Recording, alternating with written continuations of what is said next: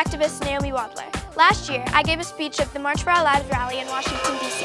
It is my privilege to be here today. Since then, I've been on a mission to change the world one conversation at a time.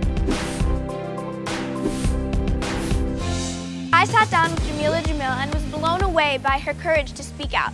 As a young activist, she is definitely somebody I aspire to be like. Is it you? Yes! Is it you? Hello. Hi. I'm such a big fan. I read that you were bullied when you were younger, and I wanted to know how you've grown to overcome those challenges. I was very, very badly bullied because I was not thin enough, I was not light-skinned enough, and I didn't have any money. And so I didn't really have any friends until I was about 19. I was very, very lonely. It's unbelievable how little children are educated about the damage that bullying does and how one statement can go on to form a person's entire opinion of themselves for the rest of their lives, because it means so much when you're young. But truly the thing I've learned, it's not about you, it's about them. You are such a success story. Everything about you resonates with me. This still happens to me now. I still have women treat me like this sometimes. And I've realised, and it's taken me a long time to realise, that they're afraid of me. Other girls are afraid of you. It scares women when they see another woman, sometimes, not all women, it scares some people when they see someone else, of any gender, being bold and outspoken, because it makes them feel bad about their own lack of freedom in being able to do that same thing. Yes. So take it as a compliment, which is what I now do. I think will. if they have a problem with you, you're doing something right. Tell me about the iWave movement. What made you want to start this amazing community? So I got Instagram and pressed on that evil little button called Explore. And when I did, it opened me up to this world of what it is that social media thinks I should be looking at as a woman, which is thin, photoshopped supermodels, weight loss supplements, and pictures of very successful female celebrities with numbers written across their bodies.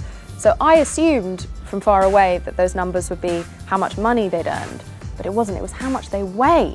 I was furious when I saw this, so I wrote a post saying what I weigh, how I weigh myself now, which is in my achievements, my attributes, the contributions I've made to society, my bingo wings, which is the bit of fat that I have that hangs off the back of my arm that I love.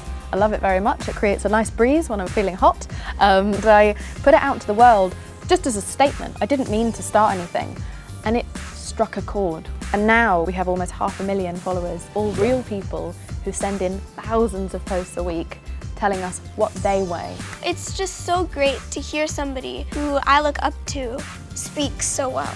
The reason more women don't speak out, we're fear-mongered about being seen as unlikable or difficult or problematic or annoying. Annoying is a word that gets used to silence women, and so I think it's just very important to not listen to that, because that's just misogyny and sexism. The people who matter will like you, and the people who don't like you don't matter. Wow, that was great.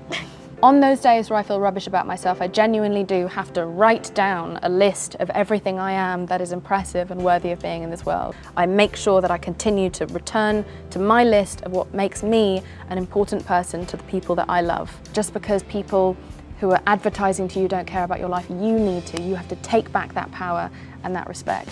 Me and my mom, we were just talking about how I often don't feel that good about my body and about my self in general. That's so infuriating that you have been made to feel bad about the way that you look. And aside from the way that you look, you are such an impressive, important human being. You are doing things that people 20 years older than you, 30 years, 40 years older than you don't have the guts to do.